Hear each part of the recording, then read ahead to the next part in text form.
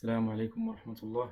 Bonjour, chers étudiants. Comme vous savez, dans la dernière partie numéro 5, on a terminé la saisie du schéma électrique de l'exemple qu'on a pris comme support d'application. Et maintenant, nous allons poursuivre. Nous allons traiter dans cette partie-là les points suivants: l'équilibrage des phases, l'ajustement des puissances, la vérification des chiffres de tension, de la sélectivité et de la coordination entre protection et câble. Alors, lorsqu'on utilise des récepteurs de type monophasé dans une installation, il est important de penser au problème d'équilibrage des phases. Sinon, on aura un déséquilibre soit uniquement sur le tableau euh, terminal, d'accord? Soit ce déséquilibre-là, il peut être visible au niveau des tableaux de distribution ou du tableau général basse tension. Ça va dépendre de la puissance des récepteurs monophasés. D'accord? Mais en général, ce déséquilibre, il va être limité au tableau terminal. D'accord? Alors, pour vérifier l'équilibrage des phases d'un tableau, par exemple, dans notre cas, le tableau en question, c'est le tableau terminal d'éclairage. Donc, on va le sélectionner tout d'abord et vous allez vers le menu distribution, d'accord? Et vous cliquez sur la commande équilibrage des phases de la distribution. Et ici, dans cette fenêtre-là, il vous donne la liste des circuits qui sont branchés à ce tableau. Donc, le tableau en question, c'est le tableau 3. C'est le tableau terminal d'éclairage. Et là, on a 6 circuits d'éclairage. Alors, chaque circuit, il consomme un courant de 9,5 ampères. Et vous pouvez voir ici, vous avez 3 colonnes qui correspondent aux 3 phases. Donc, vous avez la première phase, la deuxième et la troisième. D'accord? Alors, le premier circuit, il est branché sur la phase 3. Le deuxième circuit, il est branché sur la phase 2. Et le troisième circuit, il est branché sur la phase 1. Et ensuite, vous avez le circuit numéro 4 sur la phase 3, numéro 5 sur la phase 2, numéro 6 sur la phase 1. Donc, on peut voir que euh, les phases elles sont équilibrées. Elles ont un même, euh, un même courant qui passe par les 3 phases. Supposons par exemple qu'on a un déséquilibre, par exemple au lieu que le circuit 5 soit sur la phase 2, il est maintenant sur la phase 1. Et pour voir que ici vous avez un déséquilibre entre les phases. D'accord? Donc vous pouvez voir soit les chiffres, soit le, donc la barre qui est affichée ici, qui affiche le degré de charge de chaque phase. Là, donc on va essayer d'exagérer pour voir la différence. D'accord? Donc là, on a un déséquilibre important. D'accord? Supposons qu'on a on a forcé, euh, les choix suivants. Donc on a choisi d'affecter le circuit numéro 2 à la phase 3 et les circuits numéro 4 et numéro 5 à la phase 1. D'accord? Et ensuite, on a la possibilité de faire un équilibrage, soit maintenant, donc d'équilibrer le reste des circuits sur le reste des phases, de façon à minimiser le déséquilibre. D'accord? On peut le faire maintenant sur ce tableau, de ce. Encore si on a plusieurs tableaux dans lesquels on a forcé un certain nombre de circuits, d'accord? On peut faire un équilibrage global. Donc nous allons essayer tout d'abord l'équilibrage local. Donc vous pouvez appuyer sur équilibrer et vous pouvez voir le résultat maintenant. Sinon, si vous n'appliquez pas ça, alors de manière automatique, Kaneko il va essayer d'équilibrer le reste des circuits qui ne sont pas forcés. Donc on va le faire maintenant pour voir le changement. Alors en appliquant, donc on peut voir que Kaneko a essayé d'équilibrer de façon à ce que il va conserver le forçage, il va équilibrer en changeant l'attribution des autres cercles. D'accord? Maintenant, nous allons essayer de voir une commande, la commande d'équilibrage global. Donc, nous allons essayer de forcer ici. Donc, nous allons prendre, nous allons exagérer. Donc, nous allons prendre les choix suivants. Donc, on a les trois premiers circuits, ils sont forcés, ils sont affectés à la phase 1. Et les trois derniers circuits, ils sont affectés à la phase 1, mais ils ne sont pas forcés. Ça veut dire que le logiciel a la possibilité de les changer. Mais les choix forcés ne peuvent pas être changés de manière automatique. Alors, je vais valider. Oui, donc on va enregistrer. Donc là, il vous indique le taux de déséquilibre qu'on a sur le tableau terminal, tableau 3, et aussi sur le tableau de distribution numéro 1 et les deux séquences possibles. On a, le même taux de déséquilibre au niveau des deux tableaux, puisque le tableau de distribution, il alimente un seul circuit, c'est le tableau terminal d'éclairage. D'accord. Alors je rappelle que au niveau du tableau de distribution T1, on a considéré une disponibilité de 70%. On peut utiliser cette disponibilité-là pour pouvoir installer d'autres tableaux ou d'autres circuits sur le tableau de distribution. Alors, pour effectuer l'équilibrage, donc on peut utiliser aussi la commande équilibrage global. Vous avez ici donc deux choses à paramétrer. Donc, il faut paramétrer les opérations que cette commande-là doit effectuer avant l'équilibrage et aussi les opérations qui doivent être effectuées après l'équilibrage. Alors, avant l'équilibrage, vous avez la possibilité soit de garder les forçages qu'on a fixés, d'accord? Vous pouvez les conserver de façon à ce que la commande elle va agir juste sur les circuits qui ne sont pas forcés pour pouvoir effectuer l'équilibrage. Encore, vous pouvez choisir d'annuler tous les forçages, et comme ça, donc vous allez avoir un équilibrage automatique de tous les circuits monophasés. Ensuite, si vous avez des opérations après équilibrage, donc vous pouvez choisir que après équilibrage, le résultat de l'équilibrage va être forcé. D'accord? Ça veut dire que toutes les cases de forçage ils vont être cochées de manière automatique. Encore, vous pouvez choisir de conserver juste les forçages qui ont été forcés avant de procéder à l'équilibrage global. D'accord? Alors, nous allons choisir ça, conserver les forçages de phase existants. Et aussi, nous allons conserver ces forçages après équilibrage global. On valide. Et on revient ici pour vérifier. Donc, pour vérifier donc, les circuits en question. Donc, on voit bien que les forçages donc, qu'on a choisi au début, donc ils sont conservés. Et la commande, elle a essayé de changer l'affectation des circuits 4, 5, 6 de façon à minimiser le déséquilibre des phases. Donc, on valide. Très bien. Alors maintenant, je reviens vers équilibrage global. Donc là, vous avez la possibilité d'annuler tous les forçages. Donc de façon à ce que l'équilibrage automatique va être appliqué à tous les circuits. Et si vous choisissez ça, forcer les phases de tous les circuits, donc vous allez avoir un forçage donc de résultat d'équilibrage global automatique. OK. Et on revient ici vers le tableau de distribution. Vous voyez que donc on a effectué ici un équilibrage automatique de tous les circuits et ensuite on a forcé les phases des circuits. OK. Maintenant nous allons passer à l'ajustement des puissances.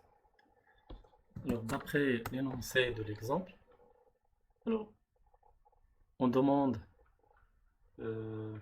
donc de laisser une réserve de 20% sur le TGBT, une réserve de 70% sur le tableau de distribution numéro 1 et une réserve d'énergie de 30% sur le deuxième tableau de distribution, le tableau de distribution des forces motrices.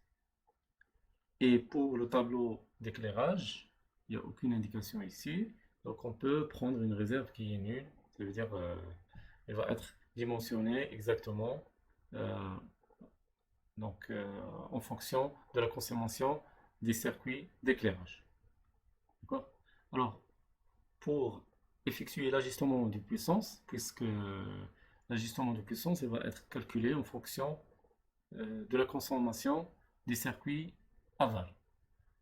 Donc c'est logique de commencer par les tableaux de niveau bas, ça veut dire les tableaux, on commence par les tableaux terminaux, ensuite les tableaux de distribution et on monte vers le TGVT.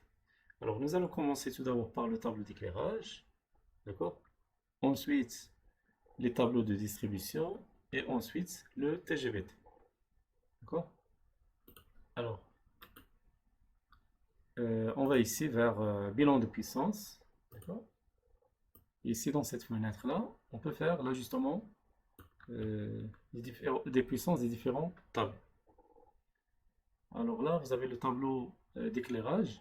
Euh, Vous avez bien sûr la possibilité de changer les repères des tableaux de façon à ce que vous pouviez les reconnaître facilement. Donc, vous pouvez venir par exemple ici. Alors, sur la barre de connexion, vous faites un double-clic. Et là, vous avez le repère. Donc, vous avez la possibilité de changer. Donc, on peut mettre ici T, ça veut dire tableau éclairage. Donc, on valide. On vient ici. Donc, la barre de connexion, on double-clic. On met ici, soit on peut laisser comme ça. On peut mettre ici distribution numéro 1. D'accord? Numéro 1. Voilà. Ok. On peut faire la même chose ici pour l'autre tableau de distribution. Ici, nous allons mettre par exemple force motrice.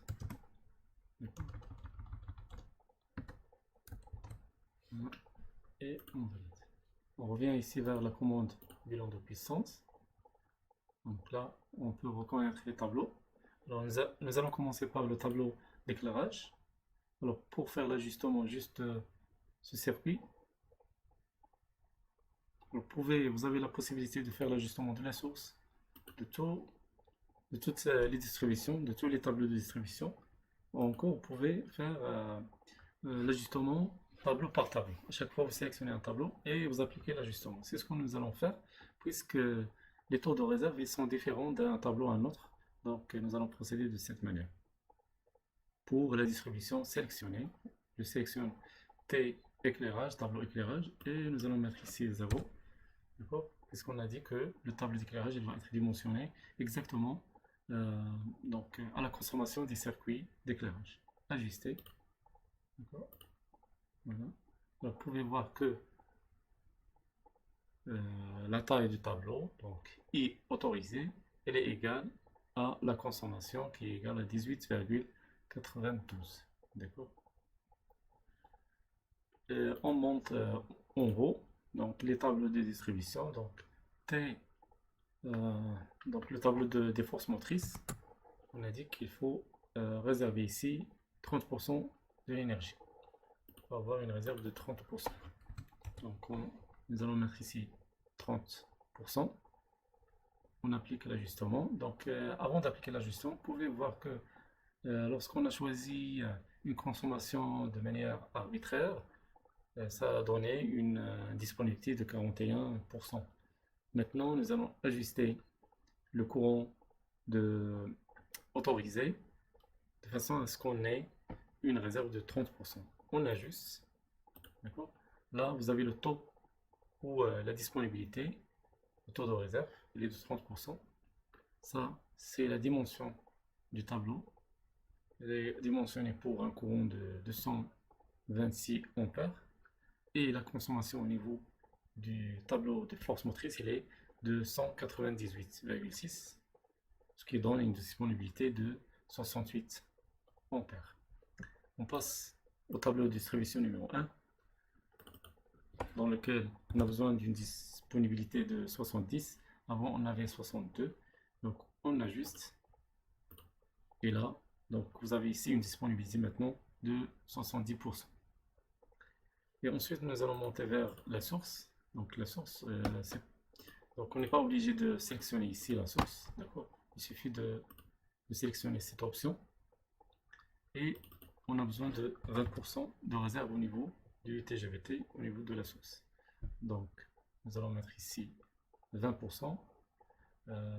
Je rappelle que on a choisi initialement une source de 800 kVA, donc deux transformateurs, chacun d'une puissance de 800 kVA. Alors on applique l'ajustement et l'ajustement nous donne une puissance de 630 kVA pour chaque transformateur.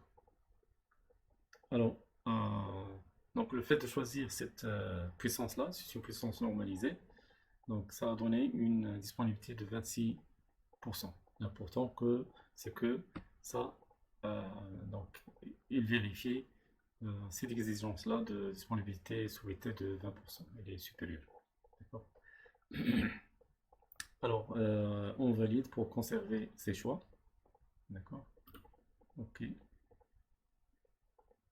Bien sûr, puisqu'on les puissances des tableaux ont changé, la puissance de la source a changé. Bien sûr, il faut faire tout le calcul.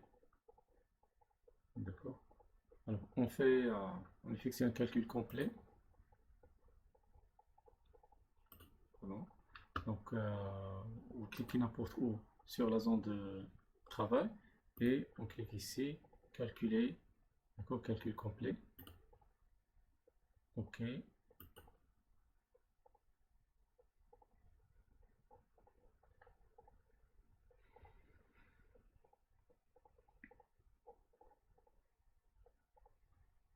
Ok.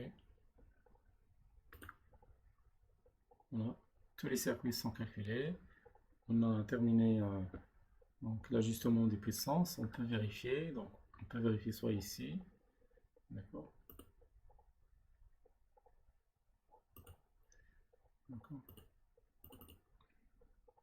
Donc là, on a utilisé des transformateurs de puissance 630 kVA.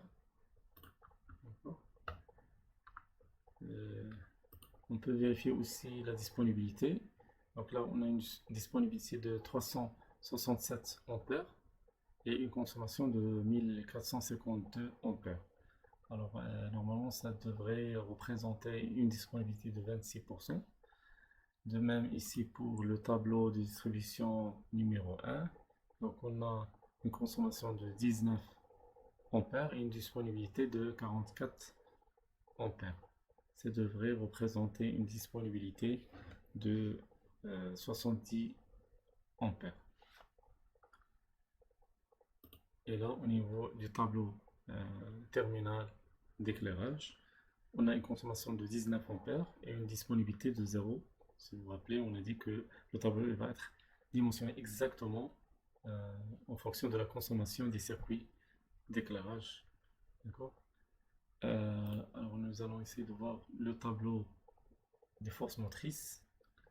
Là, on a une consommation de 159 ampères et une disponibilité de 68 ampères. Et ça devrait représenter 30% de la taille du tableau, du courant autorisé. D'accord. Voilà. On a traité maintenant les deux points, équilibrage et ajustement des puissances. On passe maintenant à la vérification de la chute de tension, de la sélectivité et des coordinations des câbles.